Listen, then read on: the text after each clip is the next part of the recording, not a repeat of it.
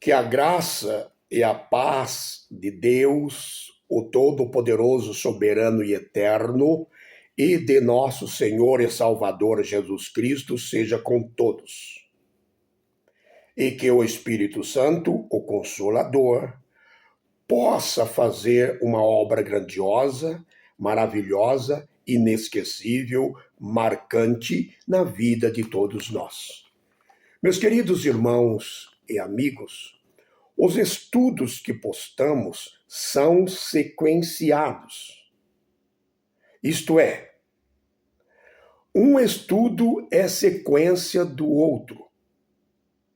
Um estudo é complemento do outro. Portanto, procurem não perder nenhum dos estudos que postamos.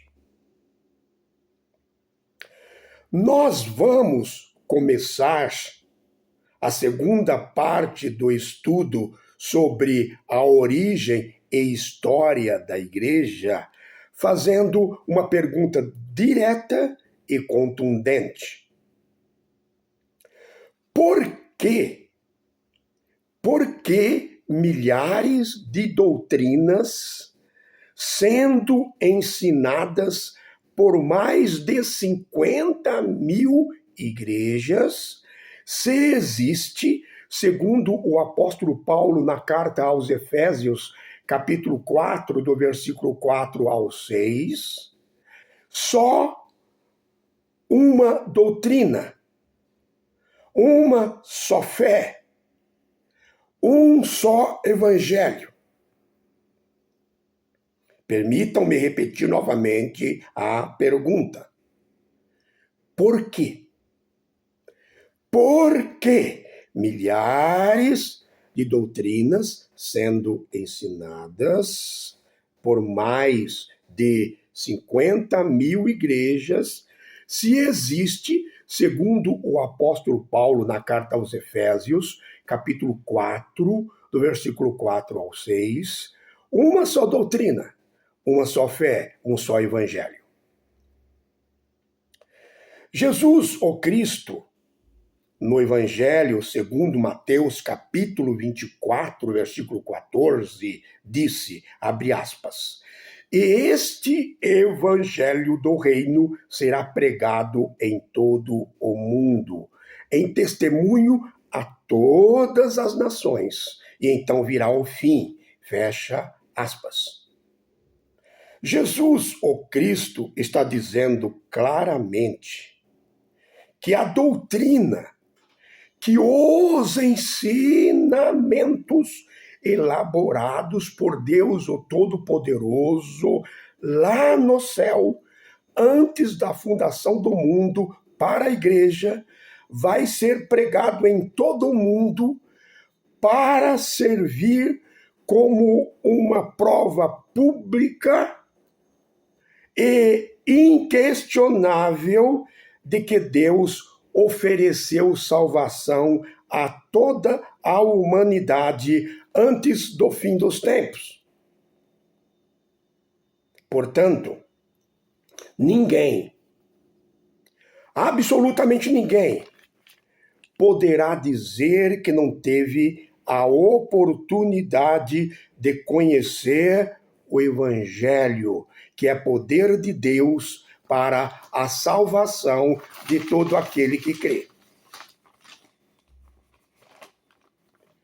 A palavra de Deus, no livro de Atos dos Apóstolos, capítulo 2, versículo 42, diz que a igreja primitiva era perseverante na doutrina, na comunhão, no partir do pão e nas orações.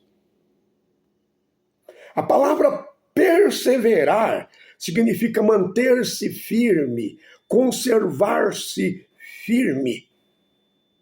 Os apóstolos e a igreja eram zelosos pela doutrina. Reparem bem, queridos irmãos e amigos, na preocupação do apóstolo Paulo com a doutrina. O apóstolo Paulo, na carta aos Gálatas, capítulo 1, versículo 8, faz uma severa advertência à igreja. Abre aspas. Se nós mesmos ou um anjo do céu vos anunciar outro evangelho além daquele que vos tenho ensinado, seja anátema. Fecha aspas. Anátema significa amaldiçoado, separado da graça divina. O apóstolo João enfrentou corajosamente o docetismo. O apóstolo Pedro advertiu sobre as falsas doutrinas. Nessa série de estudos que estamos fazendo sobre a origem e história da igreja,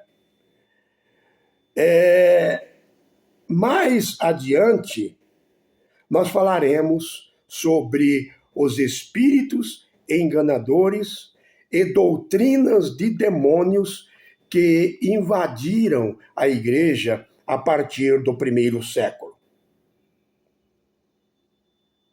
Queridos irmãos e amigos, ao longo dos anos, ou com o passar do tempo, muitas falsas doutrinas, conceitos filosóficos de origem pagã, conclusões teológicas que, na verdade, eram e muitas ainda continuam sendo aberrações teológicas, foram introduzidas na igreja, principalmente quando a igreja uniu-se ao Império Romano, tornando-se a igreja oficial do Império Romano no ano 380 depois de Cristo, através do imperador Teodósio.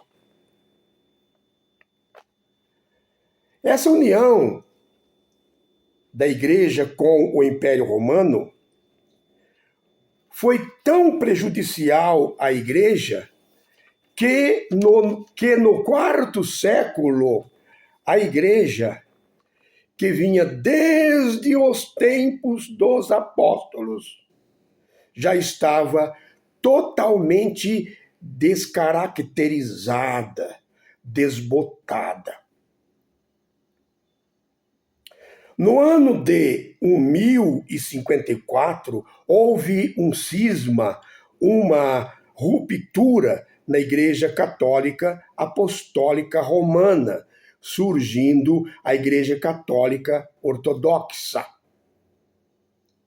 Então passaram a existir duas igrejas católicas: a Igreja Católica Apostólica Romana e a Igreja Católica Ortodoxa. Os cristãos fiéis a Deus e à sua palavra, sempre houve os cristãos fiéis a Deus e à sua palavra ao longo dos anos. Os pré-reformadores, como John Wycliffe, John Hus, Jerônimo de Savonarola, Pedro Valdo, e os reformadores, como Martinho Lutero, João Calvino, Zwinglio, John Knox, Thomas Cranmer, protestaram, questionaram os desmandos doutrinários, a corrupção e as imoralidades da Igreja Católica. Mas foram perseguidos acirradamente pela Igreja Católica, que estava cega e não aceitava mudanças. Os cristãos fiéis a Deus e à sua palavra foram perseguidos acirradamente. Todos nós conhecemos a história. Os pré-reformadores foram perseguidos. Os reformadores foram perseguidos porque questionaram os desmandos doutrinários, a corrupção e as imoralidades da Igreja Católica Apostólica Romana. No dia 31 de outubro, de 1517, no dia 31 de outubro de 1517, teve início a Reforma Protestante, quando o monge e teólogo Martinho Lutero afixou suas 95 teses na porta da igreja do castelo de Wittenberg, Alemanha.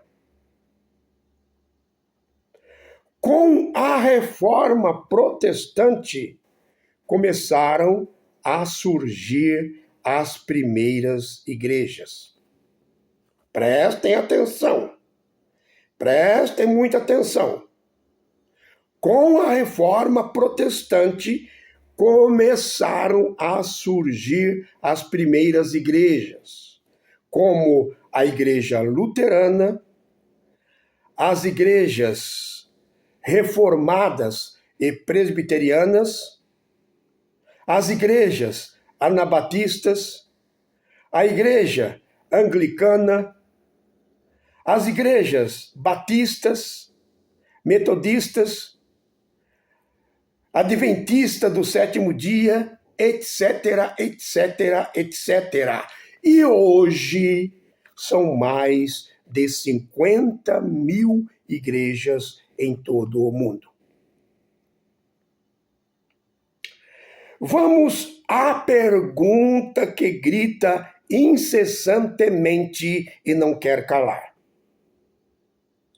Por que milhares de doutrinas sendo ensinadas por mais de 50 mil igrejas em todo o mundo, se existe, segundo o apóstolo Paulo, na carta aos Efésios, capítulo 4, do versículo 4 ao versículo 6, um só evangelho, uma só fé, uma só doutrina.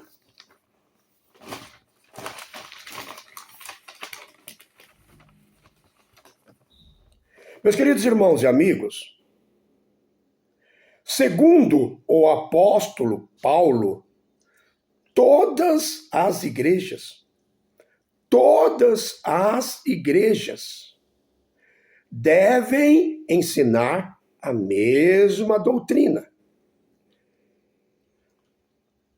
Devem ensinar o mesmo evangelho e compartilhar da mesma fé.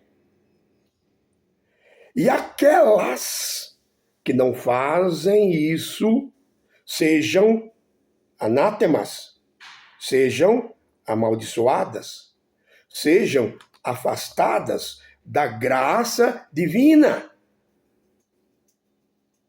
É o que diz o apóstolo Paulo, lá na carta aos Gálatas, capítulo 1, versículo 8. Se nós mesmos ou um anjo do céu vos anuncie outro evangelho, além do que temos vos anunciado, seja anátema, isto é, seja amaldiçoado, seja separado da graça divina. Mas, infelizmente, não é isso que acontece. Porque, embora exista apenas uma só fé, uma só doutrina, um só evangelho que foi elaborado por Deus lá no céu para a igreja antes da fundação do mundo, surgiram junto com as igrejas após a Reforma Protestante muitas interpretações doutrinárias e conclusões teológicas que distorcem os ensinamentos pétreos, imutáveis, ensinados pelos apóstolos à igreja. Entenderam? Eu vou repetir. Infelizmente, isso não acontece. Por que não acontece? Porque, embora exista apenas uma só fé, uma só doutrina, um só evangelho que foi elaborado por Deus, o Todo-Poderoso, lá no céu, antes da fundação do mundo, para a igreja, surgiram junto com as igrejas, logo após a Reforma Protestante, muitas interpretações doutrinárias e conclusões teológicas que distorcem os ensinamentos pétreos e imutáveis ensinados pelos apóstolos. As milhares de igrejas que existem, são mais de 50 mil em todo o mundo, são resultado das interpretações doutrinárias e conclusões teológicas que existem. O que fazer diante dessa situação? O que fazer diante dessa situação? Deus, o Todo-Poderoso, vai dar uma colher de chá para essas igrejas que distorcem a verdade e todas serão salvas? Será que é isso que vai acontecer? Deus, o Todo-Poderoso, vai dar uma colher de chá para essas igrejas que distorcem a verdade, que não ensinam como os apóstolos ensinavam, e todas serão salvas? É claro que não. Qual é a igreja que é fiel a Deus e a sua palavra, e que ensina a doutrina elaborada por Deus lá no céu e ensinada pelos apóstolos à igreja? Qual é a igreja que ensina? Isso cada cristão tem que descobrir. Como descobrir? Nós temos um manual de fé, vida e conduta, que é a Bíblia, a palavra de Deus. E esse manual de fé, vida e conduta, que é a Bíblia, a palavra de Deus, segundo o apóstolo Paulo escreveu na segunda carta a Timóteo, capítulo 3, versículos 16 e 17, é útil para o ensino, é útil para a repreensão, é útil para a correção, é útil para a educação, para que o homem de Deus seja perfeito e perfeitamente preparado, habilitado para toda boa obra. Estudando a palavra de Deus com afinco e pedindo discernimento ao Espírito Santo, pedindo sabedoria ao Espírito Santo, com certeza encontramos a igreja que persevera na doutrina dos apóstolos. O apóstolo São Tiago disse que se alguém necessita de sabedoria, peça a Deus, que a todos dá liberalmente. Aquela sabedoria oriunda do Espírito Santo. Não se trata de uma sabedoria secular, mas da sabedoria vinda do Espírito Santo. Ouvindo mensagens e estudos de mestres cristãos sinceros e comprometidos com Deus e com a sua palavra, com certeza encontraremos a igreja confiável e comprometida com a sã doutrina. No Evangelho segundo Mateus, capítulo 22, versículo 29, Jesus o Cristo repreendeu os saduceus, que era uma elite sacerdotal e aristocrática, porque não conheciam as Escrituras e ensinavam errado. Jesus o Cristo, no Evangelho segundo Mateus, capítulo 7, do versículo 21 ao versículo 23, disse, abre aspas, nem todos que me dizem Senhor, Senhor, entrarão no reino dos céus, mas aqueles que fazem a vontade do meu Pai que está nos céus. Muitos me dirão naquele dia, Senhor, Senhor, não profetizamos em teu nome? Em teu nome não expulsamos os demônios? Em teu nome não realizamos milagres? Então eu lhes direi abertamente, claramente, nunca vos conheci, afastem-se de mim, vocês que praticam o mal. Fecha aspas. Jesus o Cristo está falando aqui das igrejas que expulsam demônios, das igrejas que fazem milagres, das igrejas que profetizam e que ainda dizem que são o suprassumo da verdade, mas não tem nenhum compromisso com a sã doutrina. Jesus o Cristo, no Evangelho segundo Mateus, capítulo 25, do versículo 31 ao versículo 46, disse que as ovelhas e os bodes pastam juntos no mesmo rebanho. As ovelhas e os bodes fazem parte do mesmo aprisco.